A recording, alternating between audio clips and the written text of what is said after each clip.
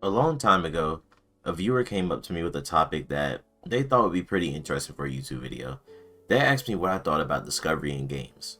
At first, I was confused about what the question meant, and then they explained what they were trying to say, and it actually sounded like a very interesting concept that I'd like to talk to you all about today. Welcome to another episode of Untitled Gaming Discussions. The days of yore when games were accompanied by little more than a manual and a prayer seem to have passed us by. While many may argue that the abundance of resources online have improved the gaming experience, the question remains, has discovery truly died in gaming? The internet has become a double-edged sword for the gaming community. On one hand, it has created an environment where players can share their experiences, tips and tricks, fostering camaraderie and connection. And on the other hand, the sheer amount of information available can detract from the thrill of exploration and self-discovery that used to be an integral part of gaming. A major factor contributing to the decline of discovery in gaming is the speed at which information becomes available. Thanks to dedicated fans and content creators, secrets, strategies, and walkthroughs are often posted online mere hours after the game's release. While this can be helpful for players who are stuck or want to optimize their gameplay, it also discourages the process of discovery through trial and error that was once a hallmark of gaming.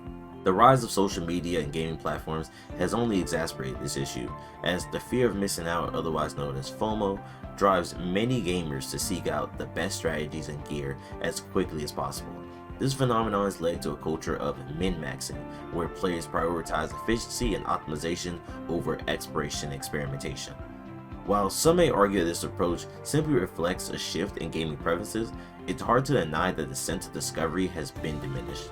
Additionally, the increased focus on multiplayer and competitive gaming has contributed to the decline of discovery in gaming. With an emphasis on skill and ranking, many players feel pressure to perform at their best and may rely on guides and tips to achieve success. This in turn can lead to a unification of gameplay where unique playstyles and personal discoveries are pushed aside in favor of proven strategies. Playing video games is a lot different from when I was younger. Nowadays, we're able to access so much information with literally the touch of a button. Hell, sometimes you don't even need to press a button, you can just use your voice. With the internet, it really changes the way we play games. In particular today, we are looking at how it affected discoverability in video games. First, let's talk about what I mean by discovery in gaming. When I say that, I mean how people explore or discover things in their games now. Nowadays, when a game comes out, you'll find walkthroughs, guides, tips and tricks, or spoilers all within the first 12 hours of a game being released.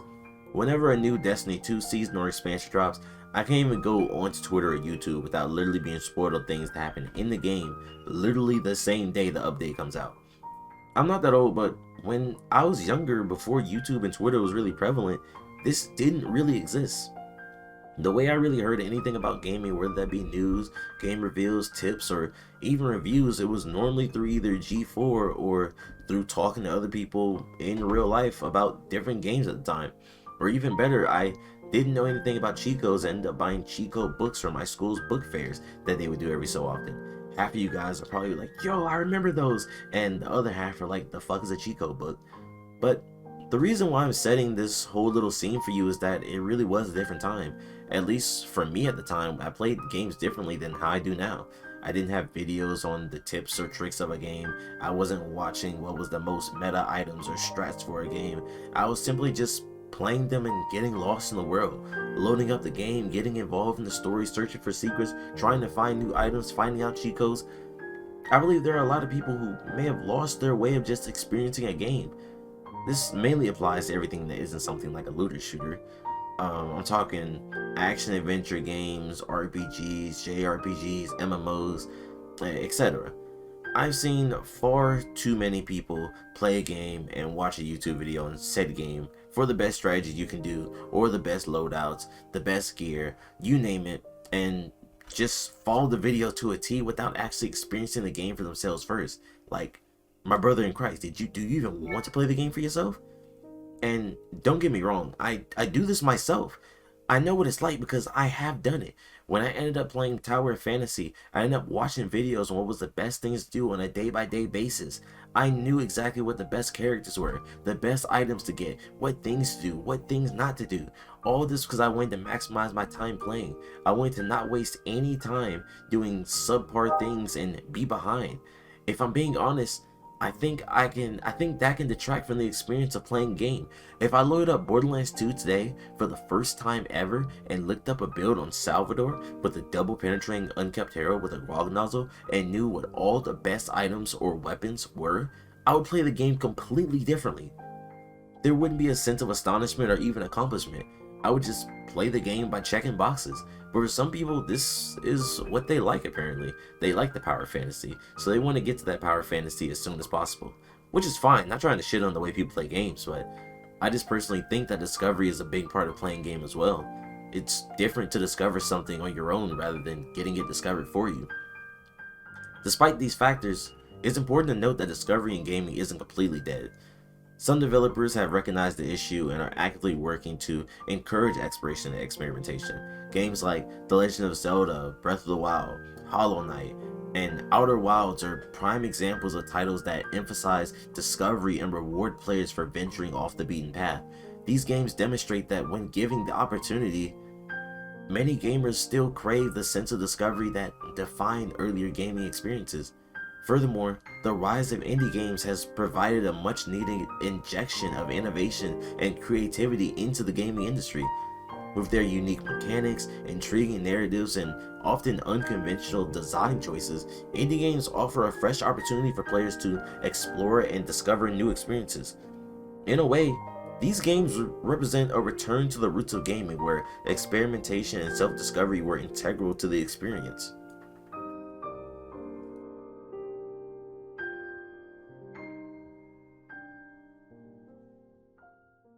The rise of live streaming platforms such as Twitch and YouTube gaming has further impacted the sense of discovery in gaming. Watching popular Twitch streamers play through games in real time exposes viewers to spoilers, secrets, and strategies that they may not have discovered on their own. While watching a skilled player can be entertaining and educational, it can also diminish the personal journey of discovery that many gamers once enjoyed. Modern game design has also played a role in this decline of discovery. As games have become more cinematic and story-driven, they often rely on scripted events and linear progression to maintain narrative cohesion.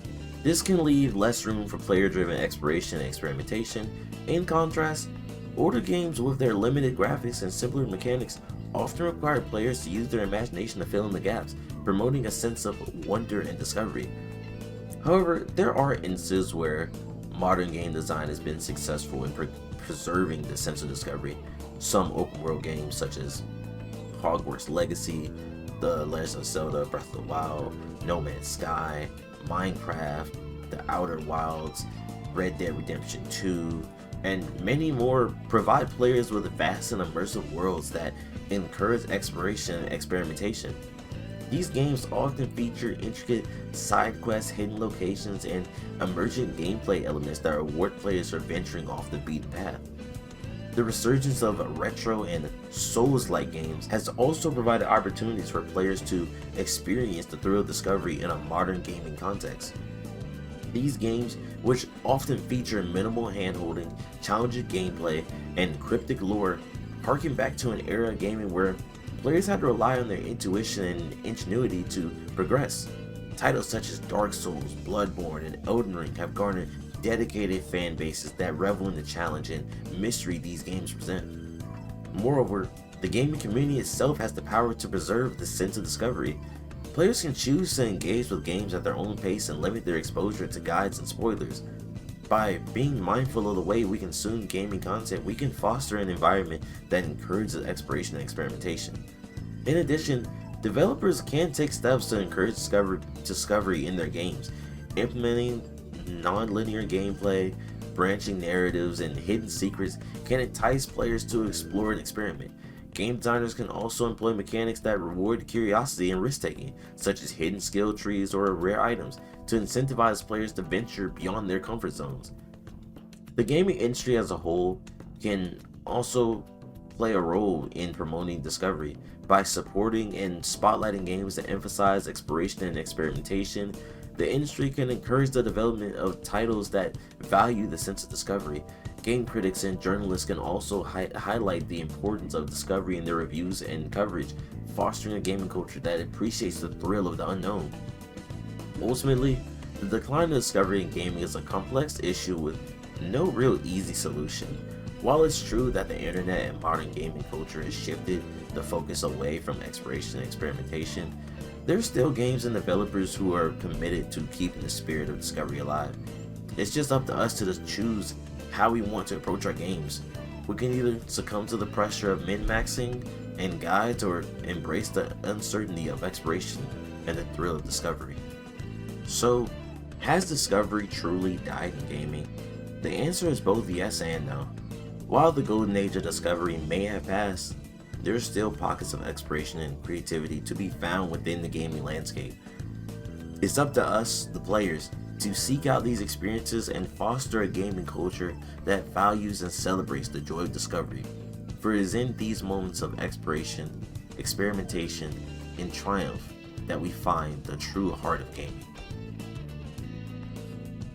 Bro, that shit was so head ass. So why did I say that shit?